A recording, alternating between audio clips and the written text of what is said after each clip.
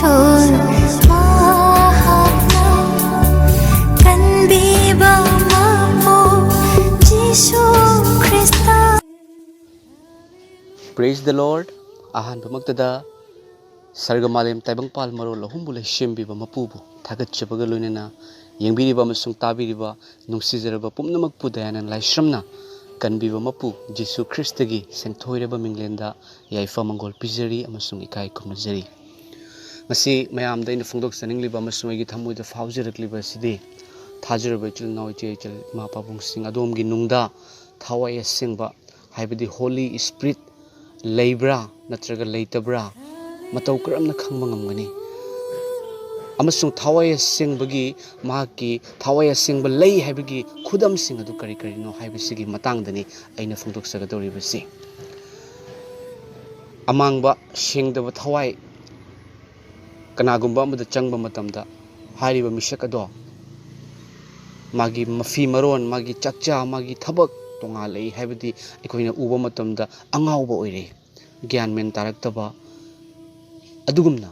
ꯐꯠꯇꯕꯒꯤ ꯊꯋꯥꯏꯅ ꯆꯪꯕ ꯃꯇꯝꯗ ꯀꯅꯥꯒꯨꯝꯕ ꯑꯃꯕꯨ ꯉꯥꯎꯍꯟꯕꯒꯨꯝꯅ ꯑꯁꯦꯡꯕ ꯊꯋꯥꯏ ꯍꯥꯏꯕꯗꯤ ꯏꯄꯥ ꯏꯁꯣꯔꯒꯤ ꯊꯋꯥꯏ ꯑꯁꯦꯡꯕꯅ ꯆꯪꯕꯤꯕ ꯀꯅꯥꯒꯨꯝꯕ ꯑꯃꯗ ꯆꯪꯕ ꯃꯇꯝꯗ ꯍꯥꯏꯔꯤꯕ ꯃꯤꯁꯛ ꯑꯗꯣ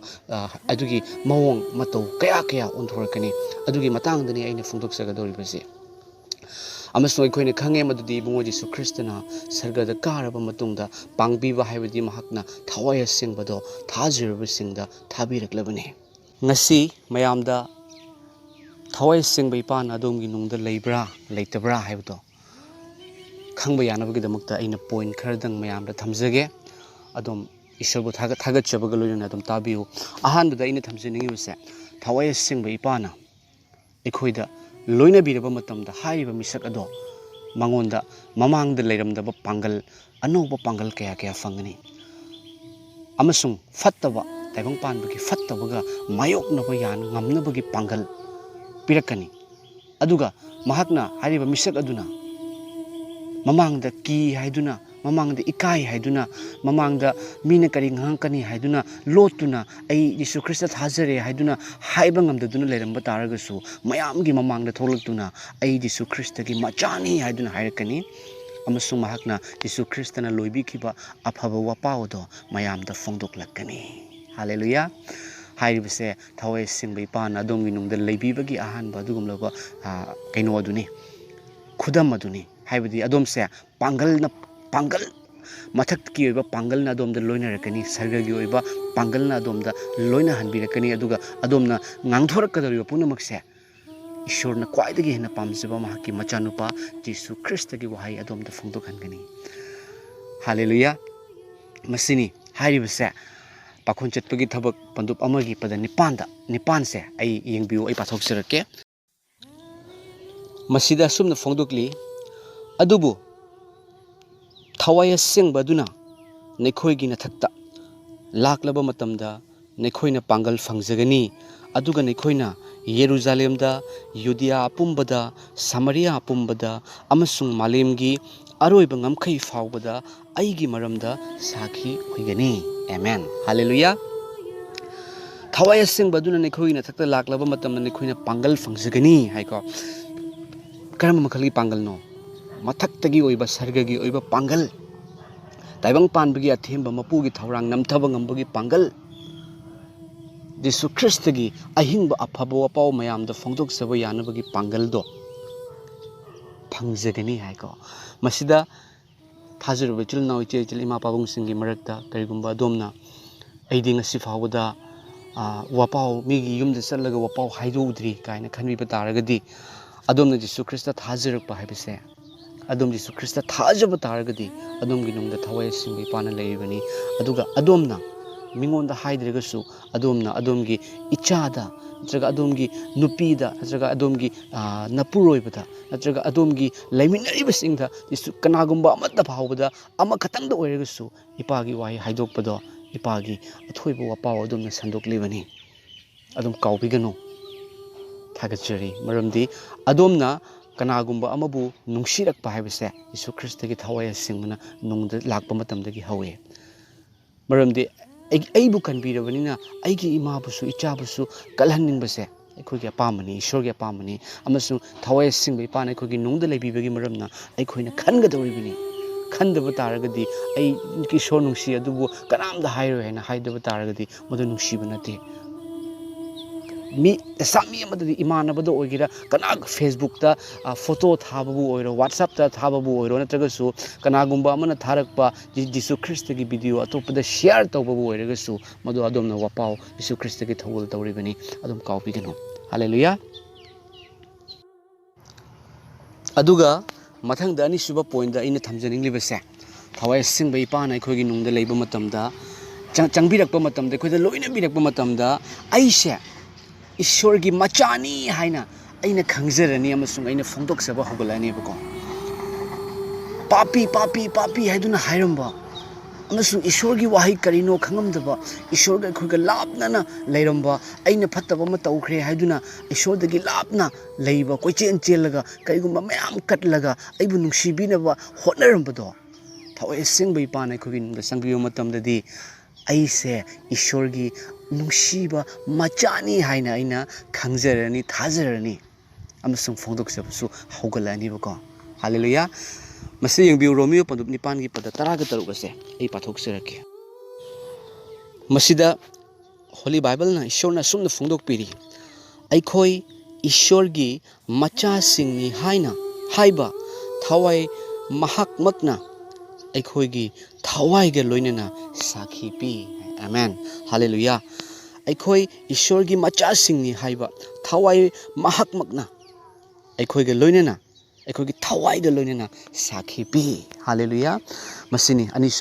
ꯑꯅꯤꯁꯨꯕ ꯄꯣꯏꯟꯗ ꯑꯩꯅ ꯊꯝꯖꯅꯤꯡꯕꯁꯦ ꯑꯩꯁꯦ ꯏꯁꯣꯔꯒꯤ ꯃꯆꯥꯅꯤ ꯍꯥꯏꯕꯁꯦ ꯑꯗꯣꯝꯅ ꯈꯪꯖꯔꯛꯑꯅꯤ ꯑꯗꯣꯝꯅ ꯊꯥꯖꯔꯛꯑꯅꯤ ꯑꯩ ꯀꯟꯕꯤꯌꯨ ꯀꯣꯛꯄꯤꯌꯨ ꯅꯨꯡꯁꯤꯕꯤꯌꯨ ꯍꯥꯠꯇꯣꯛꯄꯤꯅꯨ ꯍꯥꯏꯅ ꯍꯥꯏꯔꯝꯕ ꯅꯠꯇ꯭ꯔꯒꯁꯨ ꯏꯁꯣꯔꯗꯒꯤ ꯌꯥꯝ ꯂꯥꯞꯅ ꯂꯩꯔꯝꯕ ꯅꯠꯇ꯭ꯔꯒꯁꯨ ꯑꯗꯣꯝꯅ ꯀꯔꯤꯒꯨꯝꯕ ꯏꯁꯣꯔ ꯈꯨꯔꯨꯝꯖꯕ ꯃꯇꯝꯗ ꯊꯥꯔꯠ ꯄꯔꯁꯟ ꯑꯃꯒꯤ ꯀꯅꯥꯒꯨꯝꯕ ꯑꯃꯗ ꯄꯩꯁꯥ ꯄꯤꯔꯒ ꯑꯝꯇꯪ ꯈꯨꯔꯝꯕꯤꯌꯨꯅꯦ ꯍꯥꯏꯅ ꯈꯨꯔꯝꯕꯒꯤ ꯄꯨꯝꯅꯃꯛ ꯂꯣꯏꯅ ꯇꯣꯛꯈ꯭ꯔꯒ ꯏꯁꯣꯔꯒꯤ ꯃꯆꯥꯅꯤ ꯍꯥꯏꯗꯨꯅ ꯃꯄꯥꯒ ꯃꯆꯥꯒꯒꯤ ꯂꯩꯅꯕ ꯃꯔꯤꯗꯣ ꯂꯥꯛꯄꯁꯦ ꯊꯋꯥꯏ ꯑꯁꯦꯡꯕ ꯏꯄꯥꯅ ꯑꯗꯣꯝꯒꯤ ꯅꯨꯡꯗ ꯂꯩꯕꯤꯔꯕꯅꯤ ꯑꯗꯣꯝꯁꯦ ꯏꯁꯣꯔꯒꯤ ꯑꯊꯣꯏꯕꯅꯤ ꯍꯥꯏꯕꯁꯦ ꯑꯗꯨꯝ ꯅꯤꯡꯁꯤꯡꯕꯤꯌꯨ ꯍꯜꯂꯦꯂꯨꯌꯥ ꯑꯗꯨꯒ ꯃꯊꯪꯗ ꯑꯩꯅ ꯑꯍꯨꯝꯁꯨꯕꯗ ꯑꯩꯅ ꯊꯝꯖꯅꯤꯡꯉꯤꯕꯁꯦ ꯊꯋꯥꯏ ꯑꯁꯦꯡꯕ ꯏꯄꯥꯅ ꯀꯔꯤꯒꯨꯝꯕ ꯑꯩꯈꯣꯏꯒꯤ ꯅꯨꯡꯗ ꯂꯩꯕ ꯃꯇꯝꯗ ꯑꯩꯈꯣꯏꯗ ꯊꯋꯥꯏ ꯑꯁꯦꯡꯕ ꯏꯄꯥꯅ ꯑꯩꯈꯣꯏꯗ ꯃꯍꯩ ꯄꯥꯜꯍꯜꯂꯛꯀꯅꯤ ꯃꯍꯩ ꯀꯌꯥ ꯍꯥꯏꯕꯗꯤ ꯈꯨꯗꯣꯜ ꯀꯌꯥ ꯑꯩꯈꯣꯏꯗ ꯄꯤꯔꯛꯀꯅꯤ ꯃꯗꯨ ꯀꯔꯤꯅꯣ ꯍꯥꯏꯕꯗꯨ ꯌꯦꯡꯃꯤꯟꯅꯁꯤꯀꯣ ꯑꯁꯨꯝꯅ ꯏꯁꯣꯔꯅ ꯇꯥꯛꯄꯤꯔꯤ ꯑꯗꯨꯕꯨ ꯊꯋꯥꯏꯒꯤ ꯃꯍꯩꯗꯤ ꯅꯨꯡꯁꯤꯕ ꯍꯔꯥꯎꯕ ꯏꯪꯊꯕ ꯈꯥꯡ ꯍꯩꯕ ꯆꯥꯟꯕꯤꯕ ꯑꯐꯕ ꯊꯥꯖꯕ ꯌꯥꯕ ꯄꯨꯛꯅꯤꯡ ꯇꯞꯄ ꯑꯃꯁꯨꯡ ꯃꯁꯥ ꯈꯨꯗꯨꯝ ꯆꯟꯖꯕ ꯍꯥꯏꯕꯗꯤ ꯑꯁꯤꯒꯤ ꯃꯥꯌꯣꯛꯇ ꯋꯥꯌꯦꯟ ꯌꯥꯊꯪ ꯑꯃꯠꯇ ꯂꯩꯇꯦ ꯍꯥꯏ ꯍꯜꯂꯦꯂꯨꯌꯥ ꯄ꯭ꯔꯦꯖ ꯗ ꯂꯣꯔꯗ ꯑꯃꯦꯟ ꯌꯦꯡꯉꯨ ꯊꯋꯥꯏ ꯑꯗꯨꯒꯤ ꯃꯍꯩꯗꯤ ꯊꯋꯥꯏ ꯑꯁꯦꯡꯕ ꯑꯗꯨꯒꯤ ꯃꯍꯩꯗꯤ ꯌꯦꯡꯕꯤꯌꯨ ꯊꯋꯥꯏ ꯑꯁꯦꯡꯕ ꯍꯥꯏꯕꯗꯤ ꯏꯁꯣꯔꯒꯤ ꯊꯋꯥꯏꯗꯣ ꯑꯗꯨꯅ ꯑꯩꯈꯣꯏꯗ ꯆꯪꯕ ꯃꯇꯝꯗꯅꯦ ꯀꯅꯥꯒꯨꯝꯕ ꯃꯤ ꯑꯃ ꯑꯩ ꯍꯥꯏꯗꯣꯛꯆꯒꯦ ꯀꯔꯤꯒꯨꯝꯕ ꯊꯥꯖꯗ꯭ꯔꯤꯕ ꯏꯆꯤꯜ ꯏꯅꯥꯎ ꯏꯆꯦ ꯏꯃꯥ ꯄꯥꯕꯨꯡꯁꯤꯡ ꯌꯥꯎꯕꯤꯕ ꯇꯥꯔꯒꯗꯤ ꯑꯗꯨꯝ ꯑꯃꯨꯛꯇꯪ ꯌꯦꯡꯕꯤꯌꯨꯀꯣ ꯌꯤꯁꯨ ꯈ꯭ꯔꯤꯁꯇ ꯈꯪꯉꯝꯗꯕ ꯃꯤ ꯑꯃ ꯑꯃꯁꯨꯡ ꯌꯤꯁꯨ ꯈ꯭ꯔꯤꯁꯇ ꯈꯪꯉꯕ ꯃꯇꯨꯡꯗ ꯑꯅꯤꯗꯨ ꯀꯝꯄꯤꯌꯔ ꯇꯧꯔꯒ ꯌꯦꯡꯕꯤꯌꯨ ꯌꯥꯝ ꯉꯥꯎꯁꯤꯟꯅꯔꯝꯕ ꯃꯤꯁꯦ ꯌꯤꯁꯨ ꯈ꯭ꯔꯤꯁꯇ ꯊꯥꯖꯗ꯭ꯔꯤꯉꯩꯗ ꯈꯟꯅꯔꯝꯕ ꯆꯩꯅꯔꯝꯕ ꯑꯗꯩꯗꯤ ꯃꯤ ꯐꯨꯅꯔꯝꯕ ꯃꯤꯁꯦ ꯌꯤꯁꯨ ꯈ꯭ꯔꯤꯁꯇ ꯊꯥꯖꯕ ꯃꯇꯝꯗꯅꯦ ꯃꯥ ꯍꯦꯛꯇ ꯇꯨꯛꯊꯔꯛꯄꯁꯦ ꯃꯔꯝꯁꯦ ꯀꯔꯤꯒꯤꯅꯣ ꯈꯪꯕ꯭ꯔꯥ ꯊꯋꯥꯏ ꯑꯁꯦꯡꯕ ꯏꯄꯥꯅ ꯅꯨꯡꯗ ꯂꯣꯏꯅꯕꯤꯕꯒꯤꯅꯤ ꯃꯔꯝꯅꯅꯦꯕ ꯍꯥꯏꯕꯗꯤ ꯀꯅꯥꯒꯨꯝꯕ ꯑꯃꯅ ꯉꯥꯡꯉꯛꯄ ꯇꯥꯔꯒꯁꯨ ꯃꯍꯥꯛꯁꯦ ꯈꯪꯖꯗꯕꯒꯤꯅꯤ ꯍꯥꯏꯕꯒꯤ ꯋꯥꯈꯜ ꯑꯃ ꯊꯋꯥꯏ ꯑꯁꯦꯡꯕ ꯏꯄꯥꯅ ꯅꯨꯡꯗ ꯇꯠꯇꯅ ꯐꯣꯡꯗꯣꯛꯄꯤꯕꯒꯤ ꯃꯔꯝꯅꯅꯦꯕ ꯑꯗꯣꯝꯅꯁꯨ ꯍꯦꯟꯅ ꯈꯪꯕꯤꯔꯝꯒꯅꯤ ꯊꯥꯖꯗ꯭ꯔꯤꯕ ꯏꯆꯤꯜ ꯏꯅꯥꯎ ꯏꯆꯦ ꯏꯃꯥ ꯄꯥꯕꯨꯡꯁꯤꯡꯀꯣ ꯉꯥꯎꯁꯟꯅꯔꯝꯕ ꯃꯤ ꯈ꯭ꯔꯤꯁꯇꯦꯟ ꯑꯣꯏꯕꯗꯒꯤ ꯃꯁꯤ ꯒ꯭ꯌꯥꯟ ꯇꯥꯕꯅ ꯂꯣꯏꯈ꯭ꯔꯦ ꯍꯥꯏꯕꯁꯦ ꯑꯁꯤ ꯈꯛꯇꯅꯤ ꯑꯁꯤꯅ ꯑꯌꯥꯝꯕꯅꯤ ꯑꯁꯤ ꯉꯛꯇꯅꯦꯕꯀꯣ ꯑꯗꯨꯅ ꯌꯦꯡꯕꯤꯌꯨ ꯊꯋꯥꯏ ꯑꯁꯦꯡꯕ ꯏꯁꯣꯔꯒꯤ ꯑꯁꯦꯡꯕ ꯊꯋꯥꯏꯅ ꯑꯩꯈꯣꯏꯒꯤ ꯅꯨꯡꯗ ꯂꯥꯛꯄ ꯃꯇꯝꯗ ꯑꯩꯈꯣꯏꯕꯨ ꯀꯣꯟꯁꯤꯟꯕꯤꯕ ꯃꯇꯝꯗ ꯀꯩꯗꯧꯔꯝꯃꯤ ꯃꯤ ꯑꯗꯣ ꯉꯥꯎꯔꯝꯕꯗꯒꯤ ꯒ꯭ꯌꯥꯟ ꯇꯥꯔꯦ ꯒ꯭ꯌꯥꯟ ꯇꯥꯔꯝꯗꯕꯗꯒꯤ ꯃꯔꯝ ꯃꯣꯛꯄ ꯑꯣꯏꯈꯠꯂꯛꯏꯅꯤ ꯑꯗꯨꯅꯤ ꯃꯁꯤꯗ ꯍꯥꯏꯕꯤꯔꯤꯕꯁꯦ ꯑꯩꯈꯣꯏꯒꯤ ꯅꯨꯡꯗ ꯊꯋꯥꯏ ꯑꯁꯦꯡꯕꯅ ꯑꯩꯈꯣꯏꯒꯤ ꯅꯨꯡꯗ ꯂꯩꯕꯤꯕ ꯃꯇꯝꯗ ꯑꯩꯈꯣꯏꯁꯦ ꯃꯍꯩ ꯄꯥꯟꯕ ꯄꯨꯟꯁꯤ ꯑꯣꯏꯒꯗꯧꯔꯤꯕꯅꯤ ꯑꯃꯁꯨꯡ ꯃꯍꯩ ꯄꯥꯜꯂꯛꯄ ꯄꯨꯟꯁꯤꯁꯦ ꯀꯅꯥꯒꯨꯝꯕ ꯑꯃꯅ ꯆꯥꯔꯒ ꯄꯨꯛ ꯊꯟꯕ ꯈꯛꯇ ꯅꯠꯇꯦ ꯍꯥꯏꯔꯤꯕ ꯃꯍꯩ ꯄꯥꯟꯕ ꯄꯨꯟꯁꯤꯗꯨꯗꯤ ꯀꯅꯥꯒꯨꯝꯕ ꯑꯃꯅ ꯆꯥꯕ ꯃꯇꯝꯗ ꯂꯣꯝꯕ ꯅꯥꯏꯗꯅ ꯍꯤꯡꯕꯒꯤ ꯃꯍꯩꯗꯣ ꯄꯥꯜꯍꯜꯂꯛꯀꯗꯧꯔꯤꯕꯅꯦꯕ ꯏꯁꯣꯔꯒꯤ ꯑꯐꯕ ꯋꯥ ꯄꯥꯎ ꯍꯥꯏꯗꯣꯛꯆꯕ ꯌꯥꯅꯕꯒꯤ ꯃꯍꯩꯗꯣ ꯄꯥꯜꯍꯜꯂꯤꯕꯅꯤ ꯀꯔꯤꯅꯣ ꯑꯃꯨꯛꯀꯁꯨ ꯄꯥꯊꯣꯛꯆꯔꯛꯀꯦ ꯅꯨꯡꯁꯤꯕ ꯍꯔꯥꯎꯕ ꯏꯪꯊꯕ ꯈꯥꯡ ꯍꯩꯕ ꯆꯥꯟꯕꯤꯕ ꯑꯐꯕ ꯊꯥꯖꯕ ꯌꯥꯕ ꯄꯨꯛꯅꯤꯡ ꯇꯞꯄ ꯑꯃꯁꯨꯡ ꯃꯁꯥ ꯈꯨꯗꯨꯝ ꯆꯟꯖꯕ ꯍꯥꯏꯔꯤꯕꯁꯤꯡ ꯑꯁꯦ ꯊꯋꯥꯏ ꯑꯁꯦꯡꯕ ꯏꯄꯥꯒꯤ ꯈꯨꯗꯣꯜꯅꯤ ꯑꯗꯨꯒ ꯍꯥꯏꯔꯤꯕꯁꯤꯡ ꯑꯁꯤꯒꯤ ꯃꯥꯌꯣꯛꯇ ꯋꯥꯌꯦꯜ ꯌꯥꯊꯪ ꯑꯃꯠꯇ ꯂꯩꯇꯦ ꯍꯜꯂꯦꯂꯨꯌꯥ ꯍꯥꯏꯔꯤꯕꯁꯤꯡ ꯑꯁꯤꯒꯤ ꯃꯥꯌꯣꯛꯇ ꯂꯩꯕ ꯋꯥꯌꯦꯜ ꯌꯥꯊꯪ ꯑꯃꯠꯇ ꯂꯩꯇꯦ ꯃꯁꯤꯅꯤ ꯏꯆꯤꯜ ꯏꯅꯥꯎ ꯏꯆꯦ ꯏꯆꯜ ꯏꯃꯥ ꯄꯥꯕꯨꯡꯁꯤꯡ ꯑꯩꯅ ꯊꯝꯖꯅꯤꯡꯉꯤꯕꯁꯦ ꯊꯋꯥꯏ ꯑꯁꯦꯡꯕ ꯏꯄꯥꯅ ꯑꯩꯈꯣꯏꯒꯤ ꯅꯨꯡꯗ ꯂꯩꯕꯤꯔꯕ ꯃꯇꯝꯗ ꯑꯩꯈꯣꯏꯗ ꯍꯥꯏꯔꯤꯕ ꯄꯨꯝꯅꯃꯛ ꯑꯁꯦ ꯃꯊꯟꯇ ꯑꯣꯏꯔꯛꯏ ꯏꯆꯤꯜ ꯏꯅꯥꯎ ꯏꯆꯦ ꯏꯆꯜ ꯏꯃꯥ ꯄꯥꯕꯨꯡꯁꯤꯡ ꯑꯩ ꯅꯨꯡꯁꯤꯕ ꯉꯝꯃꯝꯗꯕ ꯃꯤꯅꯤ ꯍꯥꯏꯔꯒ ꯑꯗꯣꯝꯅ ꯀꯔꯤꯒꯨꯝꯕ ꯅꯨꯡꯁꯤꯔꯛꯄ ꯅꯠꯇ꯭ꯔꯒꯁꯨ ꯑꯩꯁꯦ ꯍꯥꯟꯅ ꯁꯨꯃꯥꯏꯅ ꯇꯧꯔꯝꯗꯦ ꯑꯩ ꯁꯥꯎꯔꯝꯕ ꯃꯤꯅꯤ ꯑꯩꯁꯦ ꯄꯪꯁꯥꯎꯗ ꯁꯥꯎꯔꯝꯕ ꯃꯤꯅꯤ ꯑꯗꯨꯕꯨ ꯉꯁꯤꯗꯤ ꯑꯩ ꯍꯔꯥꯎꯅ ꯑꯗꯨꯝ ꯂꯩ ꯅꯠꯇ꯭ꯔꯒꯁꯨ ꯑꯩ ꯏꯪꯊꯔꯦ ꯑꯩꯁꯦ ꯈꯥꯡꯕ ꯍꯩꯔꯦ ꯑꯩꯁꯦ ꯃꯤ ꯆꯥꯟꯕꯤꯕ ꯍꯩꯔꯦ ꯅꯠꯇ꯭ꯔꯒꯁꯨ ꯑꯩꯁꯦ ꯐꯠꯇꯕꯗ ꯄꯥꯝꯃꯝꯕ ꯑꯩꯁꯦ ꯉꯁꯤꯗꯤ ꯑꯐꯕ ꯄꯥꯝꯃꯦ ꯑꯩ ꯍꯥꯏꯕꯒꯤ ꯋꯥꯈꯜ ꯑꯗꯣꯝꯗ ꯂꯩꯕꯤꯕ ꯇꯥꯔꯒꯗꯤ ꯑꯗꯣꯝꯅ ꯐꯥꯎꯕꯤꯕ ꯇꯥꯔꯒꯗꯤ ꯑꯗꯣꯝ ꯏꯁꯣꯔꯕꯨ ꯊꯥꯒꯠꯄꯤꯌꯨ ꯑꯃꯁꯨꯡ ꯊꯋꯥꯏ ꯑꯁꯦꯡꯕ ꯏꯄꯥꯅ ꯑꯗꯣꯝꯒꯤ ꯅꯨꯡꯗ ꯂꯣꯏꯅꯕꯤꯔꯤꯕꯅꯤ ꯑꯗꯨꯒ ꯃꯊꯪꯗ ꯃꯔꯤꯁꯨꯕ ꯑꯣꯏꯅ ꯑꯩꯅ ꯐꯣꯡꯗꯣꯛꯆꯅꯤꯡꯂꯤꯕꯁꯤ ꯏꯁꯣꯔꯒꯤ ꯑꯊꯨꯞꯄ ꯋꯥ ꯈꯪꯕ ꯉꯝꯕꯒꯤ ꯄꯥꯡꯒꯜꯁꯦ ꯑꯗꯣꯝꯗ ꯂꯥꯛꯑꯅꯦꯕ ꯏꯁꯣꯔꯒꯤ ꯑꯊꯨꯞꯄ ꯋꯥꯍꯩ ꯀꯗꯥꯏꯗ ꯌꯥꯎꯒꯦ ꯍꯣꯂꯤ ꯕꯥꯏꯕꯜꯗ ꯃꯔꯝ ꯑꯗꯨꯅ ꯍꯣꯂꯤ ꯕꯥꯏꯕꯜꯗ ꯌꯥꯎꯔꯤꯕ ꯐꯣꯡꯗꯣꯛꯄꯤꯔꯤꯕ ꯏꯁꯣꯔꯒꯤ ꯑꯊꯨꯞꯄ ꯋꯥꯍꯩ ꯑꯗꯣ ꯑꯗꯣꯝꯅ ꯈꯪꯍꯜꯂꯅꯤ ꯑꯗꯣꯝꯅ ꯃꯔꯝꯗꯤ ꯀꯔꯤꯒꯤꯅꯣ ꯊꯋꯥꯏ ꯑꯁꯦꯡꯕ ꯏꯄꯥꯅ ꯑꯗꯣꯝꯗ ꯇꯥꯏꯕꯪ ꯄꯥꯟꯕꯒꯤ ꯃꯤꯅ ꯎꯗꯅꯕꯒꯤ ꯃꯤꯅ ꯄꯨꯜꯂꯤꯕ ꯇꯥꯏꯕꯪ ꯄꯥꯟꯕꯒꯤ ꯐꯠꯇꯕ ꯃꯤꯉꯣꯟꯗ ꯁꯤꯖꯤꯟꯅꯗꯨꯅ ꯄꯨꯜꯍꯜꯂꯤꯕ ꯏꯀꯥꯏꯍꯜꯂꯤꯕ ꯑꯃꯁꯨꯡ ꯑꯩꯈꯣꯏꯒꯤ ꯊꯃꯣꯏꯒꯤ ꯊꯣꯡꯗꯣ ꯑꯃꯁꯨꯡ ꯍꯣꯂꯤ ꯕꯥꯏꯕꯜꯗ ꯌꯥꯎꯔꯤꯕ ꯏꯁꯣꯔꯒꯤ ꯅꯨꯡꯁꯤꯕ ꯈꯪꯈꯤ ꯇꯥꯔꯦ ꯍꯥꯏꯗꯨꯅ ꯇꯣꯉꯥꯟ ꯇꯣꯉꯥꯟꯕ ꯎꯍꯜꯂꯤꯕ ꯇꯣꯉꯥꯟ ꯇꯣꯉꯥꯟꯅ ꯄꯥꯍꯟꯗ꯭ꯔꯤꯕꯅꯆꯤꯡꯕ ꯑꯩꯈꯣꯏꯒꯤ ꯃꯥꯏꯟꯗ ꯆꯪꯍꯟꯗꯕꯅꯆꯤꯡꯕ ꯄꯨꯝꯅꯃꯛꯁꯦ ꯂꯣꯏꯅ ꯊꯋꯥꯏ ꯑꯁꯦꯡꯕ ꯏꯄꯥꯅ ꯂꯧꯊꯣꯛꯄꯤꯗꯨꯅ ꯏꯁꯣꯔꯒꯤ ꯑꯊꯨꯞꯄ ꯋꯥꯍꯩ ꯈꯪꯍꯟꯕꯤꯔꯛꯀꯅꯤ ꯃꯁꯤ ꯑꯩ ꯄꯥꯊꯣꯛꯆꯔꯛꯀꯦ ꯌꯣꯍꯥꯟ ꯄꯟꯗꯨꯞ 13ꯒꯤ ꯄꯗ 13 ꯑꯁꯦ ꯑꯁꯨꯝꯅ ꯏꯁꯣꯔꯅ ꯐꯣꯡꯗꯣꯛꯄꯤꯔꯤ ꯑꯗꯨꯕꯨ ꯄꯥꯡꯕꯤꯕ ꯍꯥꯏꯕꯗꯤ ꯊꯋꯥꯏ ꯑꯁꯦꯡꯕ ꯑꯗꯨ ꯑꯩꯒꯤ ꯃꯤꯡꯗ ꯏꯄꯥꯅ ꯊꯥꯔꯛꯀꯅꯤ ꯃꯍꯥꯛꯅ ꯅꯈꯣꯏꯗ ꯄꯨꯝꯅꯃꯛ ꯇꯝꯕꯤꯒꯅꯤ ꯑꯗꯨꯒ ꯑꯩꯅ ꯅꯈꯣꯏꯗ ꯍꯥꯏꯈꯤꯕ ꯋꯥꯁꯤꯡ ꯑꯗꯨ ꯃꯍꯥꯛꯅꯅꯈꯣꯏꯕꯨ ꯅꯤꯡꯁꯤꯡꯍꯟꯒꯅꯤ ꯍꯥꯏꯀꯣ ꯍꯜꯂꯦꯂꯨꯌꯥ ꯄ꯭ꯔꯦꯖ ꯗ ꯂꯣꯔꯗ ꯊꯥꯒꯠꯆꯔꯤꯄ ꯑꯗꯨꯕꯨ ꯄꯥꯡꯕꯤꯕ ꯍꯥꯏꯕꯗꯤ ꯀꯔꯤꯅꯣ ꯊꯋꯥꯏ ꯑꯁꯦꯡꯕ ꯄꯥꯡꯕꯤꯕ ꯍꯥꯏꯕꯁꯤ ꯀꯅꯥꯒꯤꯅꯣ ꯑꯩꯈꯣꯏ ꯃꯤꯑꯣꯏꯕꯒꯤ ꯏꯁꯣꯔꯅ ꯇꯥꯏꯕꯪ ꯄꯥꯟꯕꯕꯨ ꯑꯁꯨꯛꯀꯤ ꯃꯇꯤꯛ ꯅꯨꯡꯁꯤꯕꯤꯕꯒꯤ ꯃꯔꯝꯅ ꯖꯤꯁꯨ ꯈ꯭ꯔꯤꯁꯇꯅ ꯂꯩꯁꯦꯝꯕꯤꯕ ꯃꯄꯨ ꯌꯥꯍꯣꯕꯥ ꯏꯄꯥꯅ ꯑꯩꯈꯣꯏꯕꯨ ꯃꯤꯀꯨꯞ ꯑꯃ ꯐꯥꯎꯕꯗ ꯊꯥꯗꯣꯛꯄꯤꯗꯦ ꯑꯃꯁꯨꯡ ꯉꯁꯤꯗꯤ ꯊꯋꯥꯏ ꯑꯁꯦꯡꯕ ꯏꯄꯥꯅ ꯑꯩꯈꯣꯏꯒꯤ ꯅꯨꯡꯗ ꯂꯣꯏꯅꯕꯤꯗꯨꯅ ꯑꯩꯈꯣꯏꯕꯨ ꯉꯥꯛꯄꯤ ꯁꯦꯟꯕꯤꯔꯤꯕꯅꯤ ꯏꯆꯤꯜ ꯏꯅꯥꯎ ꯏꯆꯦ ꯏꯆꯜꯁꯤꯡ ꯍꯜꯂꯦꯂꯨꯌꯥ ꯍꯥꯏꯗꯨꯅ ꯑꯗꯣꯝ ꯈꯨꯠ ꯊꯥꯡꯒꯠꯄꯤꯗꯨꯅ ꯃꯤꯀꯨꯞ ꯑꯁꯤꯗ ꯑꯗꯣꯝ ꯍꯥꯏꯕꯤꯌꯨ ꯃꯔꯝꯗꯤ ꯑꯗꯣꯝꯁꯦ ꯏꯁꯣꯔꯅ ꯌꯥꯝꯅ ꯅꯨꯡꯁꯤ ꯊꯥꯒꯠꯆꯔꯤ ꯑꯗꯨꯒ ꯃꯊꯪꯗ 5ꯁꯨꯕꯗ ꯑꯩꯅ ꯊꯝꯖꯅꯤꯡꯉꯤꯕꯁꯦ ꯊꯋꯥꯏ ꯑꯁꯦꯡꯕ ꯏꯄꯥꯅ ꯑꯩꯈꯣꯏꯒꯤ ꯅꯨꯡꯗ ꯂꯩꯔꯛꯄ ꯃꯇꯝꯗ ꯑꯩꯈꯣꯏꯅ ꯈ꯭ꯋꯥꯏꯗꯒꯤ ꯍꯦꯟꯅ ꯄꯥꯝꯃꯛꯀꯗꯧꯔꯤꯁꯦ ꯑꯁꯦꯡꯕ ꯑꯃꯁꯨꯡ ꯑꯆꯨꯝꯕꯁꯦ ꯄꯥꯝꯃꯅꯦꯕꯀꯣ ꯁꯦꯡꯗꯕ ꯅꯠꯇ꯭ꯔꯒꯁꯨ ꯁꯦꯜ ꯇꯥꯟꯕ ꯃꯇꯝꯗꯁꯨ ꯇꯣꯉꯥꯟ ꯇꯣꯉꯥꯟꯕ ꯕ꯭ꯂꯦꯛ ꯃꯅꯤ ꯂꯧꯔꯝꯕ ꯃꯌꯥꯝ ꯃꯃꯥꯡꯗ ꯇꯧꯔꯝꯕ ꯇꯥꯔꯒꯁꯨꯀꯣ ꯍꯧꯖꯤꯛ ꯅꯨꯡꯉꯥꯏꯔꯔꯣꯏꯕ ꯇꯞꯅ ꯇꯞꯅ ꯑꯃꯥꯡꯕꯒꯤ ꯊꯕꯛꯁꯦ ꯆꯠꯅꯤꯡꯉꯔꯣꯏꯕ ꯑꯁꯦꯡꯕꯗ ꯁꯦꯡꯅ ꯁꯦꯜ ꯇꯥꯟꯕ ꯇꯥꯔꯒꯁꯨ ꯑꯩꯒꯤ ꯊꯕꯛꯇꯒꯤ ꯊꯕꯛ ꯁꯨꯔꯒ ꯐꯪꯉꯛꯄ ꯊꯕꯛ ꯋꯥꯅ ꯁꯨꯔꯒ ꯇꯥꯜꯂꯛꯄ ꯄꯩꯁా ꯑꯗꯨꯃꯥꯏꯅ ꯄꯥꯝꯃꯅꯦꯕꯀꯣ ꯍꯥꯏꯕꯗꯤ ꯑꯁꯤ ꯈꯛꯇ ꯅꯠꯇꯦ ꯑꯁꯦꯡꯕ ꯊꯕꯛꯁꯤꯡꯗꯣ ꯑꯃꯥꯡꯕ ꯅꯠꯇꯕ ꯊꯕꯛꯁꯤꯡ ꯑꯃꯁꯨꯡ ꯑꯆꯨꯝꯕꯗꯨ ꯄꯥꯝꯃꯅꯤ ꯆꯨꯝꯗꯕ ꯅꯠꯇꯦ ꯃꯆꯤꯟ ꯊꯤꯕ ꯍꯥꯏꯖꯤꯟꯅꯕ ꯅꯝꯊꯥꯛ ꯇꯧꯕ ꯑꯗꯩꯗꯤ ꯃꯤ ꯎꯔꯔꯣꯏ ꯍꯥꯏꯅ ꯈꯜꯂꯒ ꯅꯨꯄꯥ ꯅꯨꯄꯤꯒꯤ ꯑꯃꯣꯠꯄ ꯃꯔꯤ ꯆꯨꯝꯗꯕꯁꯤꯡꯗꯣ ꯑꯗꯣꯝꯗ ꯇꯧꯅꯤꯡꯉꯛꯇꯕꯒꯤ ꯅꯠꯇ꯭ꯔꯒꯁꯨ ꯑꯗꯣꯝꯅ ꯇꯧꯗꯕꯒꯤ ꯄꯥꯡꯒꯜ ꯑꯗꯣꯝꯗ ꯂꯥꯛꯂꯒꯅꯤꯀꯣ ꯃꯁꯤꯅ ꯌꯦꯡꯕꯤꯌꯨ 1 ꯄꯤꯇꯔ ꯄꯟꯗꯨꯞ 1ꯒꯤ ꯄꯗ 13 ꯄꯥꯊꯣꯛꯆꯔꯛꯀꯦ ꯑꯁꯨꯝꯅ ꯏꯁꯣꯔꯅ ꯐꯣꯡꯗꯣꯛꯄꯤꯔꯤ ꯃꯗꯨꯗꯤ ꯃꯔꯝꯗꯤ ꯃꯁꯤ ꯏꯗꯨꯅ ꯂꯩ ꯅꯈꯣꯏ ꯑꯁꯦꯡꯕ ꯑꯣꯏꯒꯗꯕꯅꯤ ꯃꯔꯝꯗꯤ ꯑꯩꯗꯤ ꯑꯁꯦꯡꯕꯅꯤ ꯍꯜꯂꯦꯂꯨꯌꯥ ꯄ꯭ꯔꯦꯖ ꯗ ꯂꯣꯔꯗ ꯏꯆꯤꯜ ꯏꯅꯥꯎ ꯏꯆꯦ ꯏꯆꯜ ꯏꯃꯥ ꯄꯥꯕꯨꯡꯁꯤꯡ ꯌꯦꯡꯕꯤꯌꯨ ꯏꯁꯣꯔꯅ ꯇꯥꯛꯄꯤꯔꯤꯕꯁꯦ ꯃꯔꯝꯗꯤ ꯃꯁꯤ ꯏꯗꯨꯅ ꯂꯩꯀꯣ ꯁꯥꯁꯇ꯭ꯔꯒꯤ ꯋꯥꯍꯩꯗ ꯏꯁꯣꯔꯅ ꯐꯣꯡꯗꯣꯛꯄꯤꯕ ꯋꯥꯍꯩꯗ ꯏꯁꯣꯔꯒꯤ ꯋꯥꯍꯩꯗ ꯃꯁꯤ ꯌꯥꯎꯗꯨꯅ ꯂꯩ ꯅꯈꯣꯏ ꯑꯁꯦꯡꯕ ꯑꯣꯏꯒꯗꯕꯅꯤ nekhoi asengba oigedabani maramdi aidi asengbani hallelujah ekhoi gi asengba mapudo adomna fangjaba matamda ekhoi se already asengba oireyaba hallelujah Jesus Christana cross the loibi giba finishing work tagi ekhoi thajaba matamda gi kari lae pap kokchaba punsi papi oirambadagi dharma chenba punsi hallelujah maramaduna masi aduna lei nekhoi asengba oigedabani maramdi aidi asengbani haisini ko aidi asengbani laisembe mapudi mahakti asengbani mahakti achumbani amasung mahakti amakhaktani Jesus Christa Yahoba ipa amasung Thawai Asengba Trinity Father Son and Holy Spirit ahumak amato iba tayong palda ai ishor gi machanu pani ai ge ipa ga amatani haiduna phongdok pikiba pomnamakna sakhi oiraba ibungo Jesus Christa siduna phumduna hingat kibai pa ishor mahakti achumbani mahakti afabani mahakti alphani amasung mahakti omega ahoba amasung aroibani hallelujah praise the Lord aduga aroibada aina kharadang aina thamjibani chulnaw chechil sing aina mathangda aina phongdok sagadoribase taruk suba point da aroibo aina phongdok sagadoribase adomna Thawai Asengba ipana adomgi nungda karigumba loina birakpa taragadi adomna mikup khudingi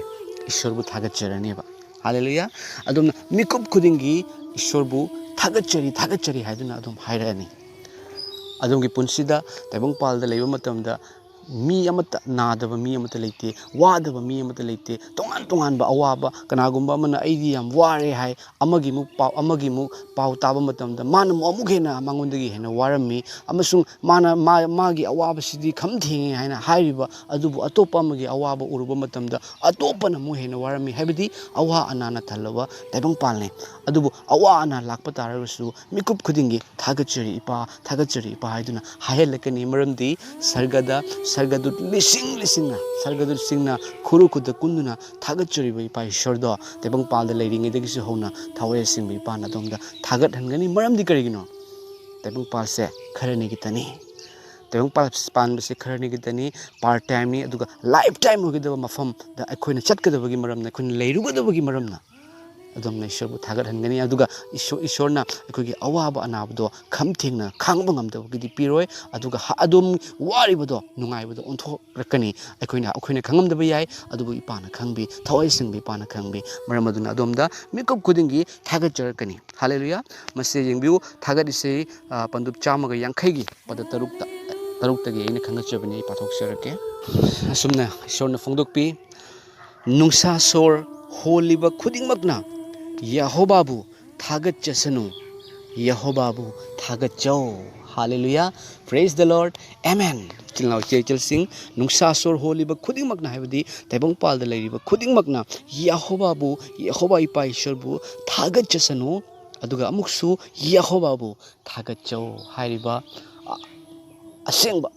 ishorbu thagachubase taibang palda leiringai dagi hona amasung mikup khudingi waraga hena thagachuri pa ishor thagachuri pa le khangbi ipanaibu thadok pide ipa gi machani aidi nabu yabra ai soidana fagani haibagi thagachuse mikup khudingi adomgi nungda adomgi thamoida amasung adomgi chinda already masungda thoglakani masini aina ngasi thamjaninglibase Thawai Asengba ipana akoiga loina biba pangbiba mapuna aikoida leirakpa matamda kari aikoida ahongba lai habisigi matangda aina phongdokseribani aina phongdoksakribaduda karigumba adomda aingon ai chummi haiduna adomda khanbiba taraga natragasu aingonda hana sumai tawrami ngasidi sumai oire ai machin thirami ngasidi thiningdre haibagi natragasu ai ngasi pangal phangena chingba karigumba wakhal lakpa amasung adomna khangba oiba taragadi adom Jesus Christa bu thagatpiu aduga ngasi aina puthoksariba phongdoksariba afaba wapawase chanbiduna mayamda su share tawbiu maramdi khangdriba Thawai Asengba ipagi khudol karino Thawai Asengba ipa karino Thawai Asengba ipana aikogi nungda matau karamna aikoida loina birakpa matamda kari oi haibado khangjadaba singnasu khangba yanabagi damakta aduga comment phongdokpiramo adumgi wakhalunda kari faubi yengbiraba matungda phongdokpiro thagachari ai mamangda pakhibadu aina phongdoksakibadu ahobadagi oina phongdoksarake ahanbadadi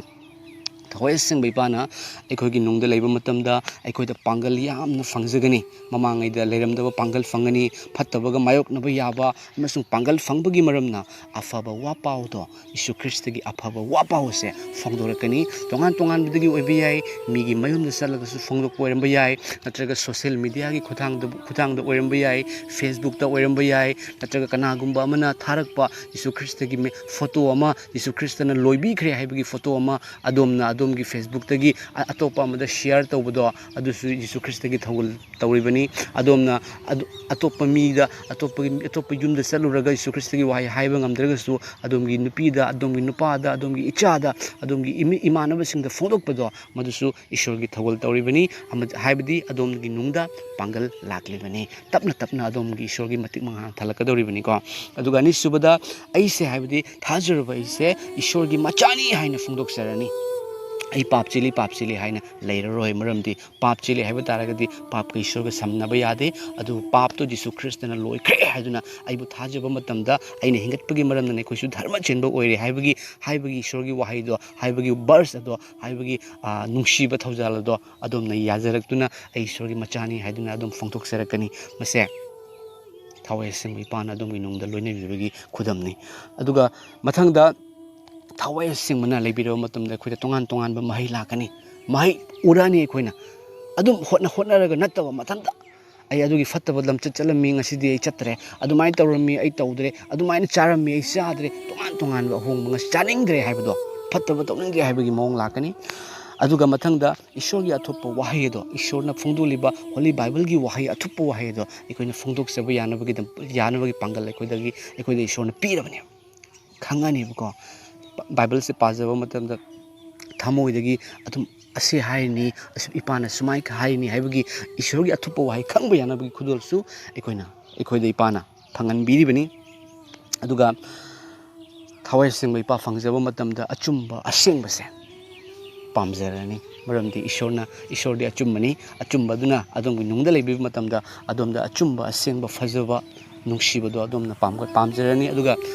aroibada ina thamsiningbadi mikup khudingda adomna ishorbu thagatjaragani hallelujah praise the lord masini chil naw che chil ima pabung sing ekoi mikup khudingda ishorna ekoi bu hena loina birabani amasung ekoi Jesu Christ bu thajabadagidi ekoi da Thawai Asengba Ipa do Jesu Christ na ekoi gi nungda thabiraklabani chil naw che chil sing amasung Thawai Asengba Ipa na ekoi da nungda loina biraga matamda ekoi na abba ipa haina kawi hallelujah masini chil naw che chil sing ma pabung sing ekoi se ishori machani kaubigano amasung ipa na ekoi gi nungda loina biraga ekoi da kana su karisu tawhan bangamloi ekoi da henong tapna ishori matik mangal se ekoi na fungdok kadoribani ekoi na tawada wa haibu ishorbu ekoi na mikup khudingi Thawai Asengba Ipa na fungdok piba lambida Thawai Asengba Ipa na ekoi da fungdok piba ruda ekoi na chatminasi amasung ekoi ni pamjariba do ekoi na ipa da nijasi amasung ipa gi damakta ekoi laiminasi Thagachari aroibada ishor da haijaraga ai losinjage Thagachari Ipa ishor Ipa gi thawjal nga sigi fajaba namit amada Ipa gi afaba wapau phungdoksaba ngamanbibagi damak Thagachari Ipa ishor tabiriba singda Ipa na nahon na Ipa gi loibikiba thabaktagi amasung Ipa na sargada karaba matungda Ipa ishor Jesu Christa Ipa na thabiraklaba Thawai Asengba Ipa pangbiba mapudo yengbiriba thajaraba pumnamakki mathakta Ipa na haithabiu Ipa ishor henne Ipa bu thagatjage matik leiraba Ipa gi matik leiraba thabaksing ekhuna tawjage Ipa ishor Ipa gi matik mangala do taibung malemda na sa ekhuna phongdoksage Ipa ishor amasung Ipa na sa ekhoibu yamna nungsi haiba nasa ekhoina khangje Ipa ishor Thagachari Ipa mamal leikraba Ipa gi ahingba wahai asina tariba pumnamakta loina biba oirasanu amasung Thawai Asengba na thalaba taibung malemsida ingthaba leitraba taibung malemsida Thawai Asengba gi ingthaba na sarga gi ingthaba hena purakpa yanaba Ipa na hotnabiu Thagachari Ipa na cha ekhoibu nungsibibagi damak loina bibagi damak amasung Thawai Asengba Ipa na ekhoibu konsin bibagi damak Thagachari Thawai Asengba Ipa ishor nasa ekhoina Ipa bu kaujari Ipa ekhoigi nungda loina biu fattabana thalaba taibang palasida pangal hapiu Ipa tabu Ipagi nungsibana kanbiyo mapu Jesu Christ tabu hena Yehova Ipa ishor tabu hena Thagachari Ipa gi thawjalna ekhoida mapal na haidana haithabibagi damakta Ipa na ekhoibu nungsibibagi damak Thagachari yengbiriba pumnamakpu thajaraba singba Ipa na sokpiu Ipa ꯄꯥꯡꯒꯜ ꯂꯧꯁꯤꯡ ꯊꯧꯅꯥ ꯃꯇꯤꯛ ꯃꯉꯥꯜ ꯄꯨꯝꯅꯃꯛ ꯖꯤꯁꯨ ꯈ꯭ꯔꯤꯁꯇꯗꯒꯤ ꯑꯩꯈꯣꯏꯅ ꯐꯪꯖꯗꯨꯅ ꯏꯄꯥꯗꯕꯨ ꯊꯥꯒꯠꯆꯕ ꯏꯄꯥꯒꯤ ꯁꯥꯈꯤ ꯄꯤꯊꯣꯛꯆꯕ ꯑꯅꯥꯕ ꯑꯌꯦꯛꯄ ꯀꯌꯥ ꯐꯍꯟꯕ ꯂꯥꯡꯇꯛꯅꯔꯕ ꯄꯨꯝꯅꯃꯛ ꯀꯣꯛꯍꯟꯕ ꯖꯤꯁꯨ ꯈ꯭ꯔꯤꯁꯇꯒꯤ ꯃꯤꯡꯗ ꯉꯝꯖꯔꯒꯦ ꯍꯜꯂꯦꯂꯨꯌꯥ ꯅꯤꯖꯔꯤꯕ ꯈꯨꯔꯨꯝꯖꯔꯤꯕ ꯊꯥꯒꯠꯆꯔꯤꯕ ꯄꯨꯝꯅꯃꯛ ꯖꯤꯁꯨ ꯈ꯭ꯔꯤꯁꯇ ꯏꯄꯥꯒꯤ ꯃꯤꯡꯂꯦꯟꯗꯅꯤ ꯑꯃꯦꯟ ꯀꯔꯤꯒꯤ ꯇꯨꯃꯤꯟꯅ ꯂꯦꯞꯇꯨꯅ ꯂꯩꯔꯤ ꯆꯪꯖꯔꯁꯤ ꯂꯥꯎꯅꯦ